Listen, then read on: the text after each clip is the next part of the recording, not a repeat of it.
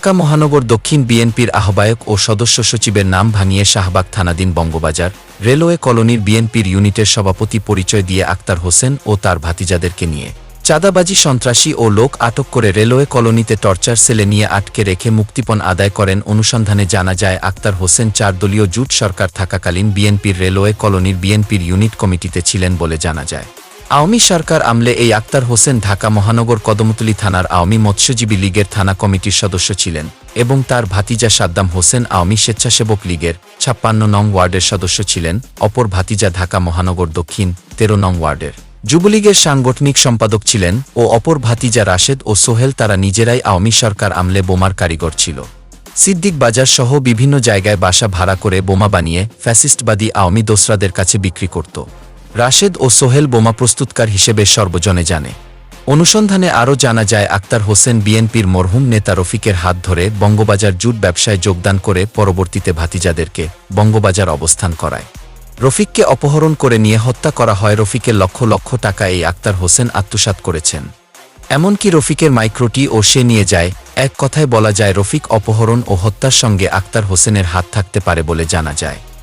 কেননা আক্তার হোসেন রফিকের সাথে সর্বক্ষণই থাকতেন এবং রফিকের দেহরক্ষী হিসেবে সবাই জানত।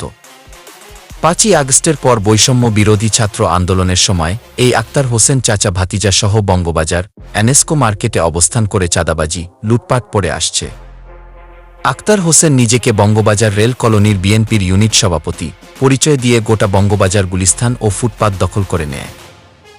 ভাতিজারা তার সাথে থেকে অনুসন্ধানে আরও জানা যায় আক্তার হোসেনের গ্রামের বাড়ি চাঁদপুর জেলা শাহরাস্তি উপজেলা সাংহাই গ্রামে। চাঁদপুর জেলার তথায় বাংলাদেশের বিভিন্ন জেলার লোকজনকে তাদের বঙ্গবাজার রেল কলোনি টর্চার সেলে নিয়ে ও অন্যান্য সন্ত্রাসীদেরকে হাতে রেখে মুক্তিপণ আদায় করেন। তাদের হাতে ঢাকা পল্টন থেকে হাজীগঞ্জ উপজেলার সাবেক মেয়র গাজী মাইনুলকে চোখ বেঁধে নিয়ে শাহবাগ তথায় রেল কলোনিতে রেখে 3 লক্ষ টাকা মুক্তিপণ আদায় করেন। প্রতিদিন বিভিন্ন আবাসিক হোটেল ও বিভিন্ন ব্যবসায় কিংবা পথচারীদেরকে নিজস্ব সিন্ডিকেটের লোকজন দিয়ে কৌশলে নিয়ে আসেন তাদের টর্চার সেলে, তারপর মুক্তিপণের মাধ্যমে ছেড়ে দেন সমস্ত সন্ত্রাসী, যা খুলনার এরশাদ সিকদারের চেয়েও ভয়ঙ্কর।